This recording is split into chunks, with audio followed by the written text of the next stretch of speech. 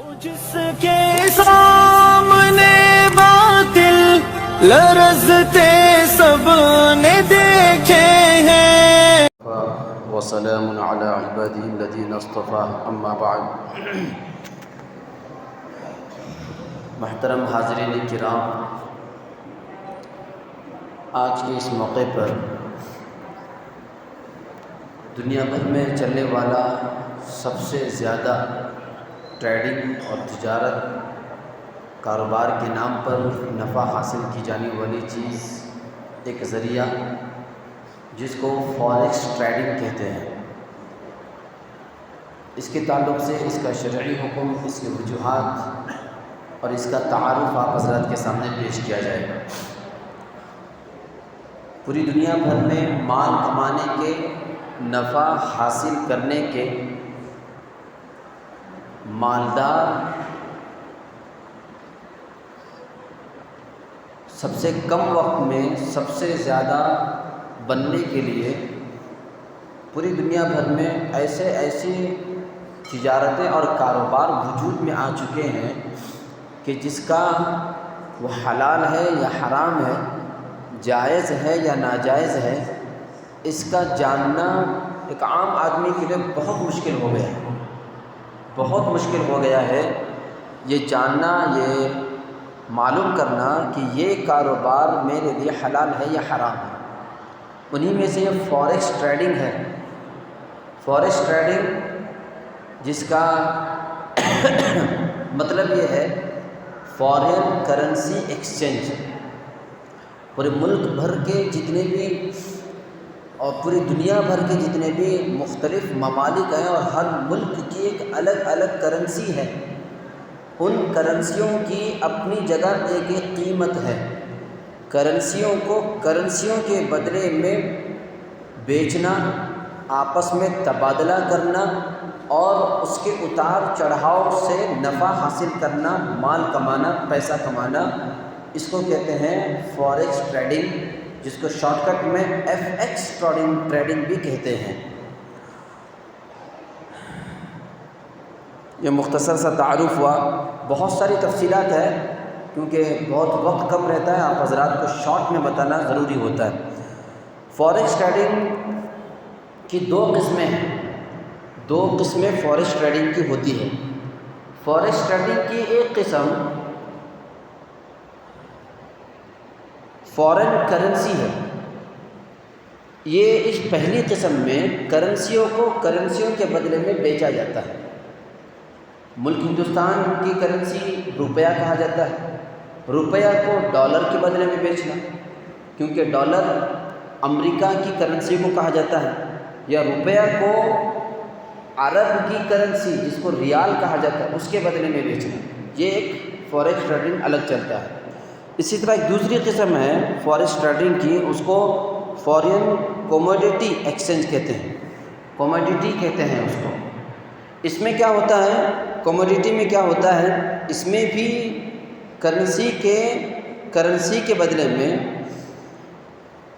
سونا، چاندی، لوہا، تانبا اور کروڈ آئل وغیرہ کی خرید و فروخت کی جاتی ہے. جیسے روپے کے بدلے میں سونا چاندی خرید لیا، روپے کے بدلے میں کروڈ آئل خرید لیا، روپے کے بدلے میں تانبا، پیتل، یہ سارے کی ساری چیزیں خریدی جاتی ہیں. اس کو کہتے ہیں فوریکس کوموڈیٹی ٹریڈنگ. الگ الگ طور پر ان دونوں کے اصطلاحات ہیں، ٹرمینالوجی ہیں. یہ تھوڑا سا سمجھ لیں شارٹ کٹ میں، مختصر انداز میں. اس کی ایک پہلی اصطلاح ہے لاٹ. لاٹ کہتے ہیں کیونکہ فوریکس ٹریڈنگ میں لاٹ کو بھی جاننا ضروری ہے. لاٹ کا مطلب یہ ہے جیسے آپ کوئی چیز چاول دکان میں خریدتے ہیں تو دکان والا آپ کو چاول کے جی میں دیتا ہے، کلو میں دیتا ہے. دودھ اگر خریدنے جائیں گے تو آپ کو لیٹر میں دیا جاتا ہے، 1 لیٹر 2 لیٹر. فوریکس ٹریڈنگ میں جو آپ خرید و فروخت کریں گے وہاں کے جی اور لیٹر نہیں چلتا بلکہ وہاں لاٹ چلتا ہے. لاٹ میں بھی 3 قسم کے ہیں. لاٹ میں 1 لاکھ کرنسی اگر ہوتی ہے، 1 لاکھ تو اس کو لاٹ کہیں گے. 1 لاکھ کرنسی کو لاٹ کہا جاتا ہے یا پھر اس کے آگے پیچھے. اس سے کم 10,000 اس کو منی، اور اس سے بھی کم ہو تو اس کو مائکرو کہا جاتا ہے. ان چیزوں کے حساب سے خرید و فروخت ہوتی رہتی ہے. ایک دوسری چیز یہ ہے مارجن. مارجن کہتے ہیں خرید کے وقت جو تھوڑی رقم فوریکس ٹریڈر ڈپازٹ کرتا ہے اسے مارجن کہتے ہیں. مثلا فوریکس ٹریڈنگ میں کوئی حصہ، کوئی نفع کمانا چاہتا ہے، کاروبار کرنا چاہتا ہے، اس کو کہیں گے فوریکس ٹریڈر. فوریکس تاجر، ٹریڈر کو تاجر کہتے ہیں. تو اب جب یہ فوریکس ٹریڈنگ میں اپنا حصہ لگائے گا تو کمپنی اس کو فوریکس ٹریڈنگ والی کہے گی کہ پہلے آپ ہمارے ویب سائٹ میں ایک اکاؤنٹ کھولو، جس کو سب اکاؤنٹ کہتے ہیں. سب اکاؤنٹ کھولا جاتا ہے. اب وہاں ڈالر، ریال، مختلف ممالک کی کرنسیاں دکھائی جاتی ہیں، لاٹ میں، منی میں، مائکرو میں. وہ خریدا جاتا ہے. اب جب یہ خرید رہا ہے تو اب لاٹ میں جب خریدا گا تو ہو سکتا ہے ہر ایک کے پاس اتنی بڑی رقم کہاں سے ہوگی؟ اتنی بڑی رقم تو نہیں ہو سکتی. تو جو اس کے پاس جتنی رقم ہے وہ اتنی رقم لگائے گا. اب مثلا 1 لاکھ روپے لگانا ہے تو اس نے اس کی جگہ 1 لاکھ ڈالر، ہمارے یہاں کے حساب سے بہت زیادہ ہو گیا، کیونکہ $1 کی قیمت تو بہت زیادہ ہے. تو 1 لاکھ ڈالر کو لاٹ کہا جاتا ہے. اگر 1 لاکھ ڈالر کا وہ کاروبار کر رہا ہے تو کر سکتا ہے. تو فوریکس ٹریڈنگ میں ایک وہاں حصہ لینے کے لیے ایک وہ بھی ضروری قرار دیا جاتا ہے کہ وہاں بروکر کے بغیر آپ حصہ نہیں لے سکتے. بروکر کمپنیاں ایک الگ ہی ہوتی ہیں. بروکر کمپنیاں ہی ایک الگ ہی ہوتی ہیں. وہ بروکر کمپنی آپ کو کہے گی، آفر دے گی، آپ اس میں کاروبار کرنا چاہتے ہیں، آپ کے پاس کتنا ہے؟ اتنا ہے. تو آپ کس میں 1 لاکھ خریدنا چاہتے ہیں؟ ہاں 1 لاکھ خریدنا چاہتا ہوں. تو اس میں سے وہ کیا کرے گا بروکر، اس کے کچھ رقم اس کے پاس سے لے گا. مثلا 1,000 روپے لے لیا تو بقیہ 99,000 بروکر اپنی طرف سے لے کر ادا کر کے اس کو دے کر کے وہ کرنسی خریدے گی. اپنی طرف سے پیسے دے کر وہ کرنسی خریدے گی. اس کا لگا 1,000، اس کا لگا 99,000. اس کو کہتے ہیں مارجن. جو اب یہ فوریکس ٹریڈر نے اپنی رقم جو لگایا اس کو کہتے ہیں مارجن. ذہن میں رکھیں. تیسری چیز لیوریج. عام طور پر جو ہم لوگ خرید و فروخت کرتے ہیں نفع نقصان میں، اس میں فیصد، پرسنٹیج کہا جاتا ہے. 10% یا 20%، 50%، 10%، 50%. لیکن فوریکس ٹریڈنگ میں لیوریج ہوتا ہے. لیوریج مثلا فوریکس ٹریڈر نے کہا میں اس میں کاروبار کرنا چاہتا ہوں، اس میں انٹرسٹ رکھتا ہوں.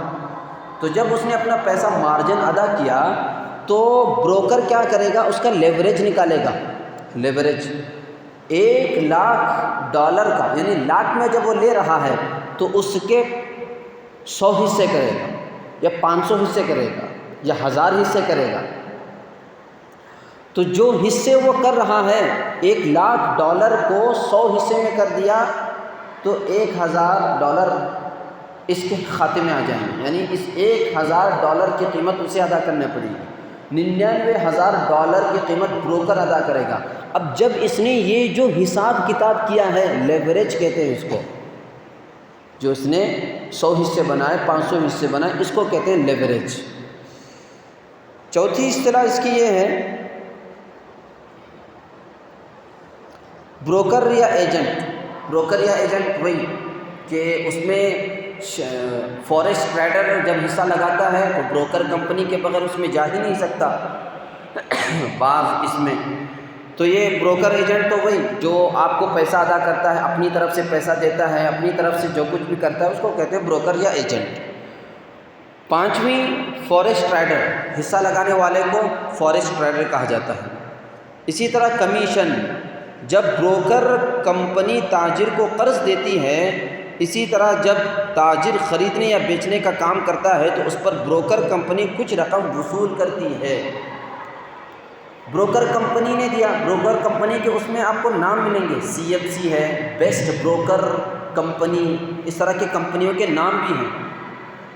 تو جو بروکر کمپنی پیسے اپنی طرف سے 99,000 دے کر کے تمہاری وہ کرنسی خرید رہی ہے اور تم کو مدد کر رہی ہے، وہ بروکر کمپنی آپ سے اس دیے ہوئے قرض پر سود لے گی، کمیشن لے گی۔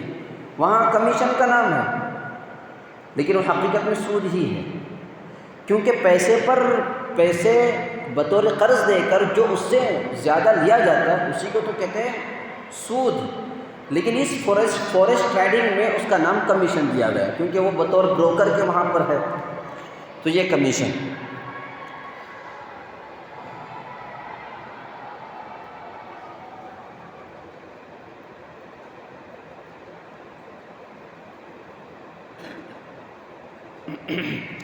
اب یہ اصطلاحات ہوا، اس کا یہ تعارف ہوا، اس کا تعارف ہوا جو آپ حضرات کے سامنے میں نے پیش کیا۔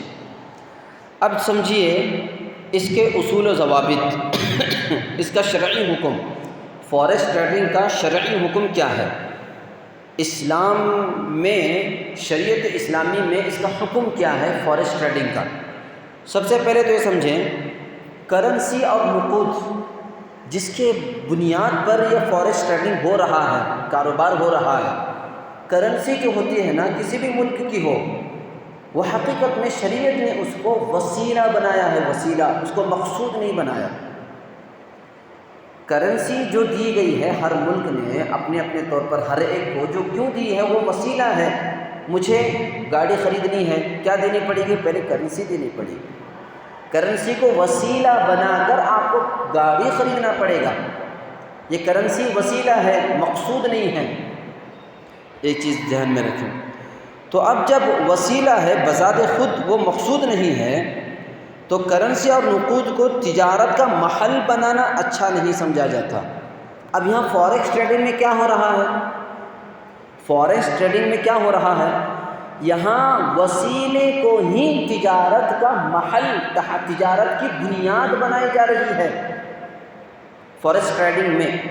یعنی جو کرنسی کے طور پر جو فورکس ٹریڈنگ کیا جا رہا ہے نا، کوموڈیٹی نہیں کہہ رہا ہوں، کوموڈیٹی کے اندر تو کرنسی کے بدلے میں سونا خریدا جا رہا ہے، کرنسی کے بدلے میں تانبا اور کروڈ آئل خریدا ہے، وہ حکم نہیں کہہ رہا ہوں۔